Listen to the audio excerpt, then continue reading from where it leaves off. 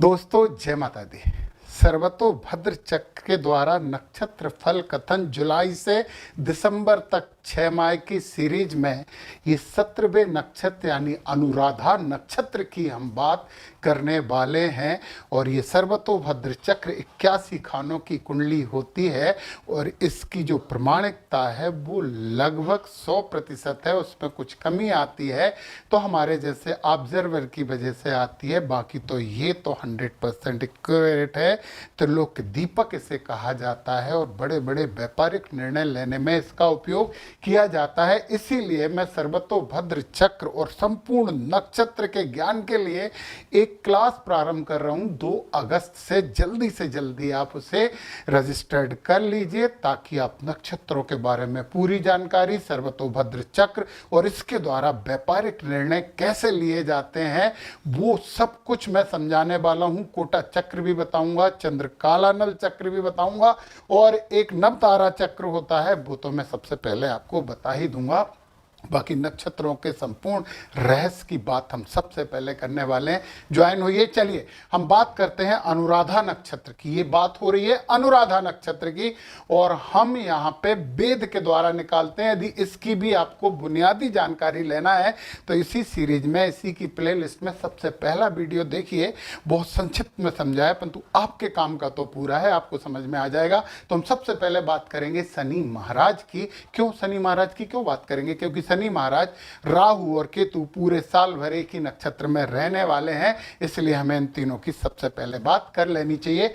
तो ये शनि महाराज उत्तरा भाद्रपद में है और एक वेद इधर आद्रा नक्षत्र पे ये डाल रहे हैं जिससे आप कहीं पे भी प्रभावित नहीं हो रहे। आपके पंचक ये हैं भद्रा तिथि, वृश्चिक राशि, ना नी नू ने, इसका एक ही लिया जाता है सर्वतोभद्र चक्र में ना। और फिर आपका स्वर है ई, अनुराधा हो गया आपका नक्षत्र और भद्रा तिथि होगी, पहले भी बता दिया है। चलिए तो आपके पंचक को कहीं से नहीं काटा जा रहा शनि महाराज। और शनि महाराज हो जाएंगे बकरी 13 जुलाई से 28 नवंबर तक के लिए। तो बकरी हो जाएंगे तो इनका वेद इधर हो जाएगा, इधर वेद नहीं रहेगा, इधर वेद हो जाएगा। इसमें भी आप बिल्कुल भी प्रभावित नहीं हो रहे हैं।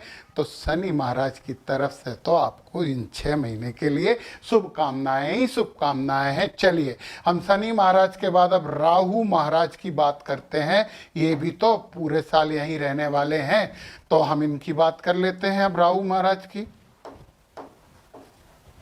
चलिए ये राहु 3 वेद करते हैं, ये हमेशा बकरी चलते हैं, एक सी गति से चलते हैं, इसलिए सर्वतोभद्र चक्र में 3 वेद माने जाते हैं। एक वेद ये हो गया पुनर्वसु का, एक वेद हो गया उत्तराषाढ़ा का और एक वेद हो गया चित्रा नक्षत्र का। ये बीच का वेद नहीं माना जाता, सम्मुख वेद में, ये बात ध्यान रखना। इन वेदों में ये बीच की चीजें विधि हुई मानी जाती हैं, पिन यानी कि प्रभावित हो रही हैं। तो देखिए ना, आपके पंचकों को राहु भी कहीं से भी प्रभावित नहीं कर रहे हैं। तो ये दूसरी बधाई स्वीकार करो इन 6 महीने के लिए कि आप राहु महाराज से भी प्रभावित नहीं हो रहे हो। अब हम बात करेंगे केतु की। और केतु की बात करने के लिए देखिए जरा, केतु महाराज का एक वेद हो रहा है आपकी राशि पे और एक वेद इधर हो रहा है और एक वेद हो रहा है इस तरफ। तो आपकी राशि को वेद कर रहे हैं। जब केतु महाराज राशि को वेद करते हैं तो काम में थोड़ा सा विघ्न लाते हैं या काम करने का मन नहीं हो ऐसी भावना अंदर उत्पन्न करते हैं, चिड़चिड़ाहट उत्पन्न करते हैं। गणपति जी की आराधना करिए, गणेश जी की आराधना करिए, कुत्तों को कुछ ना कुछ खाने के लिए देते रहिए और अपने घर की छत पे एक झंडा लगा लीजिए। केतु का जो आपकी राशि पे भेद हो रहा है उसकी समस्याएं आपकी हल हो जाएंगी।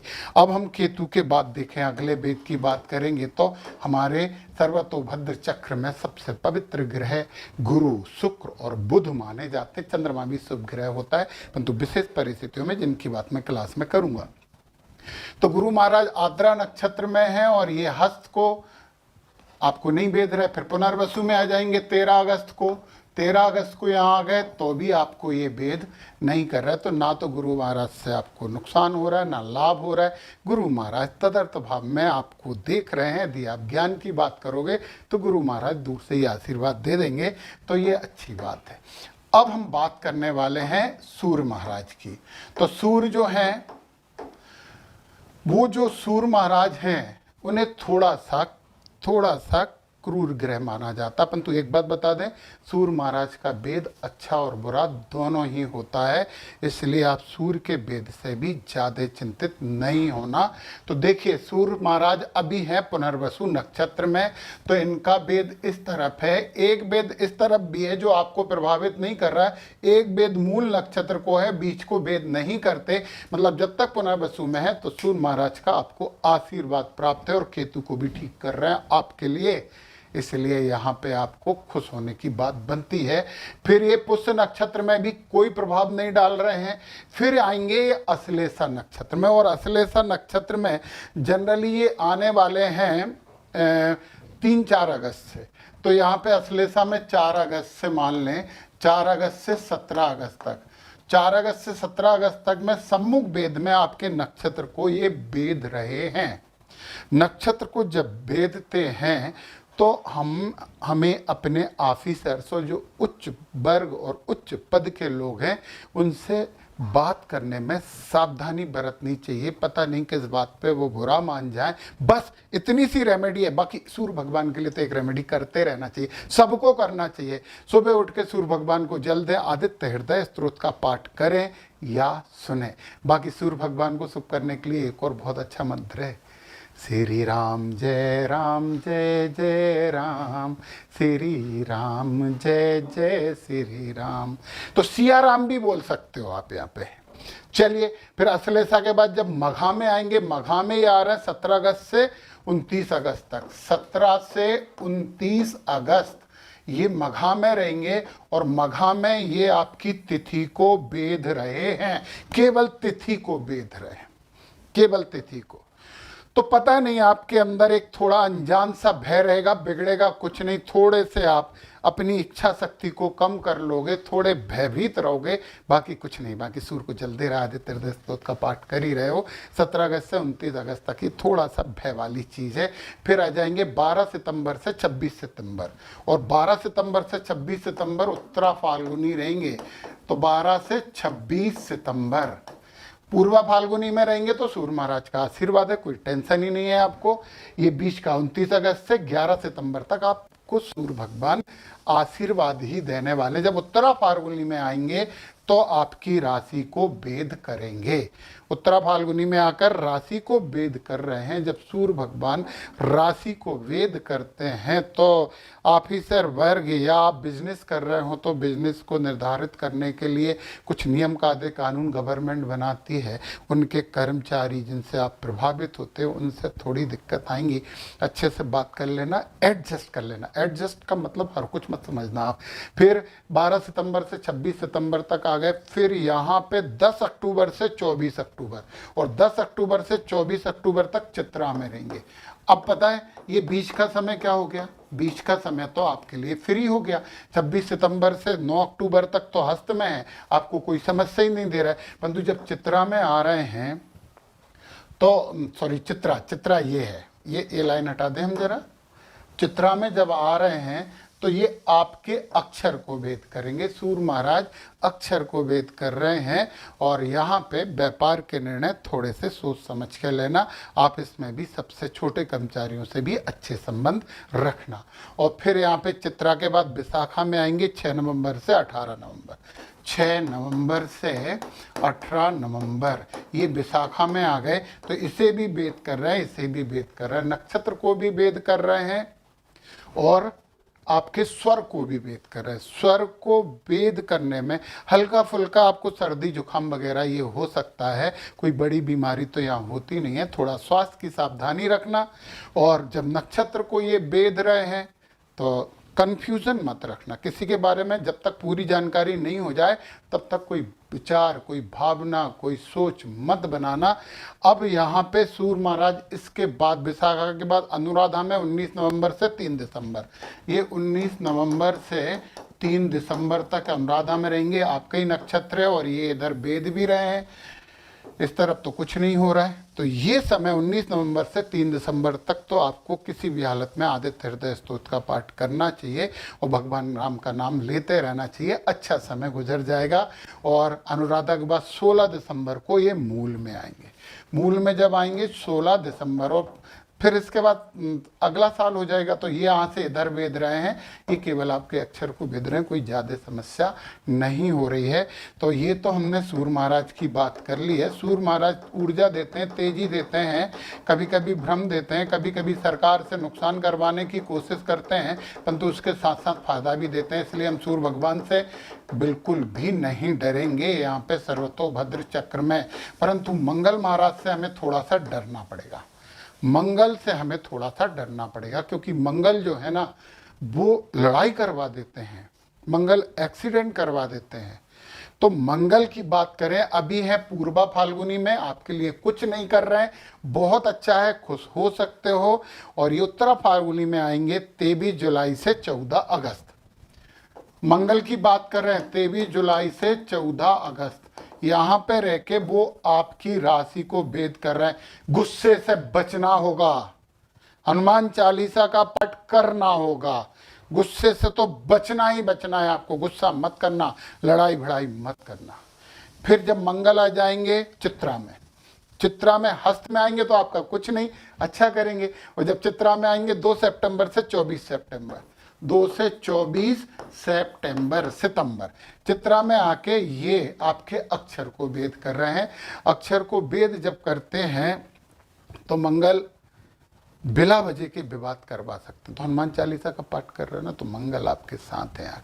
चित्रा नक्षत्र के बाद फिर विशाखा में आएंगे 13 अक्टूबर से 1 नवंबर, 13 अक्टूबर से 1 नवंबर। इस समय तो आपको हनुमान जी को एक बार चोला भी चढ़ा देना चाहिए, क्योंकि ये ई को भी भेदेंगे और आपके नक्षत्र को भी भेदेंगे। सर्वतोभद्र चक्र में ये माना जाता है कि मंगल जब अनुराधाई नक्षत्र में आ जाएंगे तो कोई समस्या उत्पन्न नहीं करेंगे। नक्षत्र को भेद के समस्या उत्पन्न करते हैं, नक्षत्र में आने में ज्यादा समस्या नहीं करते हैं। और एक अच्छी बात तो आपको और बता दूं, ये चरण बदलते रहते हैं और प्रभाव बदलता रहता है। चौथा चरण पहले चरण पे भेद करता है, तो चौथे चरण वाले तो वैसे भी निश्चिंत रह सकते हैं भेद से। तो ये बात हम समझेंगे हमारी क्लास में।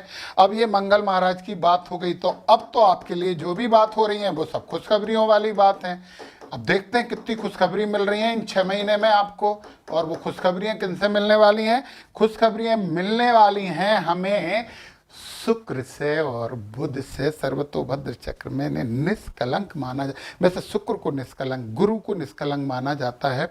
बुध को बोलते हैं कि यदि वो किसी ग्रह के साथ, क्रूर ग्रह के साथ किसी नक्षत्र में आ गया, शांत हो गया, तो वो भी क्रूर बन जाता, बातों में लग जाता उसके।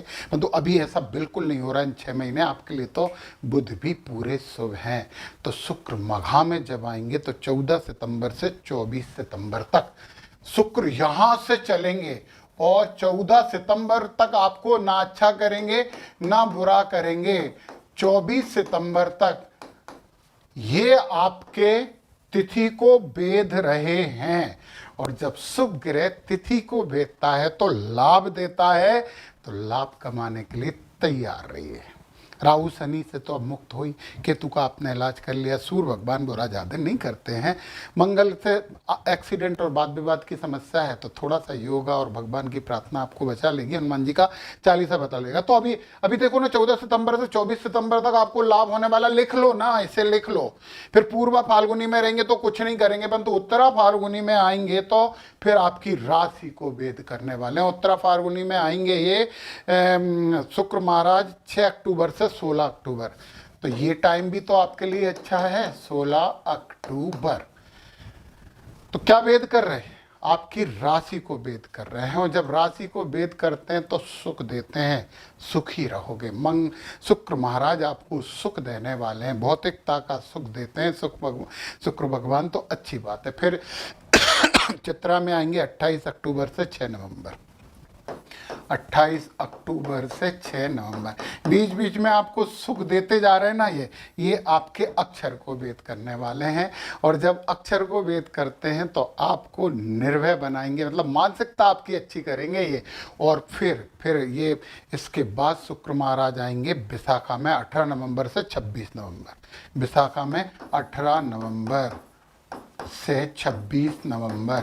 अब आप ज़्यादा खुश हो सकते हो। इसे भी बेद रहे हैं, बगल वाले को भी बेदते हैं कार्नर पे। तो आपका नक्षत्र भी बिध रहा है, आपका स्वर भी बिध रहा है। नक्षत्र बिधेगा तो अच्छा स्वास्थ्य होगा, जब स्वर बिधेगा तो सौभाग्य की प्राप्ति होगी। ये डेट नोट कर ली जाए, सौभाग्य मिलेगा। तो फिर अनुराधा में आएंगे 29 नवंबर से 9 दिसंबर तक। 29 नवंबर से 9 दिसंबर तक अनुराधा में आके ये देखो ना, इतनी चीज़ों को भेद कर रहे हैं, आपके स्वर को, वृश्च को। ये डेट तो आपके लिए गोल्डन टाइम है, 29 नवंबर से 9 दिसंबर। ये समय तो आपके लिए स्वर्ण काल है, सदुपयोग करिए शुक्र महाराज का। चलिए, शुक्र महाराज की बात कर लिए ना, अब हम और अच्छी बात करते हैं बुध महाराज की, बुद्धिमत्ता वाले ग्रह की, मानसिक शांति वाले ग्रह की, विघ्नों के नाश करने वाले ग्रह की। तो अब हम बुध महाराज की बात करने वाले हैं, तो पहले इसे मिटा दिया जाए। और देखिए आप, बुध अश्लेषा में, बुध अश्लेषा में मघा में आएंगे 30 अगस्त से 6 सितंबर। बुध के लिए अपन कुछ और कलर कर लेते हैं। तो मघा में कब तक आने वाले हैं बताइए जरा, 30 अगस्त से 6 सितंबर। ये डेट आपको कीमती डेट हैं। ये करके आपकी तिथि को भेद कर रहे हैं। और बुध महाराज जब तिथि को भेद करते हैं तो ये भी लाभ दिलवाते हैं, अच्छे डिसीजन बिजनेस के ले पाओगे। फिर उत्तरा फाल्गुनी में आएंगे 13 सितंबर से 21 सितंबर। 13 सितंबर से 21 सितंबर, थोड़ा कम टाइम है, परंतु ये आके आपकी राशि को भेद करेंगे, आपको बड़ा बुद्धिमान बना देंगे, अच्छे निर्णय लोगे। ले लेना, इस समय कुछ निर्णय लेना हो तो अच्छे ही होंगे, ये पक्की बात है। फिर चित्रा में आएंगे 29 सितंबर से 6 अक्टूबर। 29 सितंबर से 6 अक्टूबर ये चित्रा में आके ये आपके अक्षर को भेद कर रहे हैं। और जब अक्षर को भेद करते हैं तो मानसिकता अच्छी बनाते हैं। और ये healthy mind lives in healthy body, healthy body healthy mind के साथ होती है। तो ये बातें तो आपको पता है। तो अब हम बुध की बात करें, विशाखा में आएंगे 16 अक्टूबर से 26 अक्टूबर। 16 ये सब टाइम आपको नोट करने वाली हैं। 26 अक्टूबर ये सबसे ज़्यादा शुभ है। इसे भी भेद रहे, इसे भी भेद रहे। अच्छा करोगे, अच्छा काम करोगे, नौकरी में प्रमोशन भी मिल सकता है। शुक्र महाराज भी यहाँ अच्छा कर रहे थे आके। और फिर इसके बाद अनुराधा में आएंगे 27 अक्टूबर से 19 दिसंबर। 27 अक्टूबर से 19 दिसंबर अनुराधा में आएंगे और ये वेद करेंगे तो आपको बड़ा आशीर्वाद मिल रहा है। बुध और शुक्र से लाभ कमाइए, अच्छा करिए। राहु, शनि और केतु प्रभावित नहीं कर रहे हैं। मंगल की वजह से समस्याओं से बचिए और सब कुछ अच्छा करिए। 6 महीने बहुत अच्छे से गुजरेंगे। जय माता दी।